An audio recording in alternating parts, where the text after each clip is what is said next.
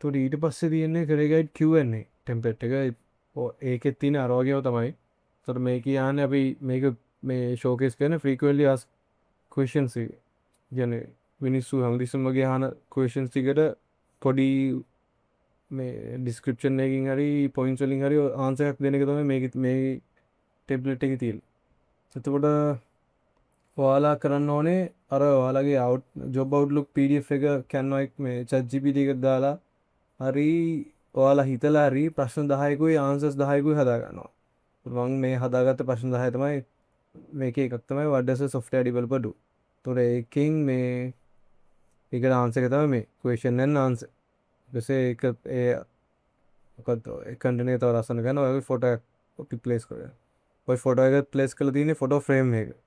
ඔන්න ඔය වගේ ෆ්‍රේම් එකක්. ඒකට ඔයාලට තියෙන්නේ අර ඉස්සෙල්ලා පෙන්නුවා වගේ ෆොටෝ එක ඩ්‍රැග් ඇන්ඩ් ඩ්‍රොප් කරන්න. මේ තියෙන දෙවෙනි question එක. මේ දෙවෙනි question එකේ answers. මේ තුන්වෙනි එකේ answers ඔහොම තමයි යන්නේ. ඔයාලට පුළුවන් නම් මේ questions ටිකම ඔයාලගේ ස්පෙસિෆික් පාත් එකකට රිලේට් වෙන විදිහට හදාගන්න. හරි. ඉතින් මේ salaries දාලා ඔන්න ඔය වගේ කලර්ස් වෙනස් කරලා ප්‍රශ්න ටික වෙනස් කරලා answers ටික වෙනස් කරලා images වෙනස් කරලා ලස්සනට හදාගන්න පුළුවන් මේ template එකේ. හරි. ඉතින් වගේ ලේසි දේවල් ටිකක් තමයි තියෙන්නේ.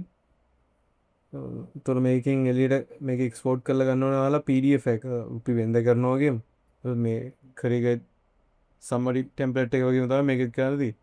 හරි. ඔය ඒකෙත් ලොකු දෙයක් නැහැ. ඔයාලට පොඩි දේවල් ටිකක් තියෙන එඩිට් කරගන්නයි චේන්ජ් කරන්නයි යන මනන් ටික.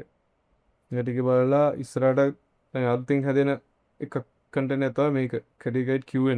වෙච්ච කරලා දුවේ කරේගයිඩ් සම්මරි එක. ඒක වගේම තමයි Q&A එක. හරි.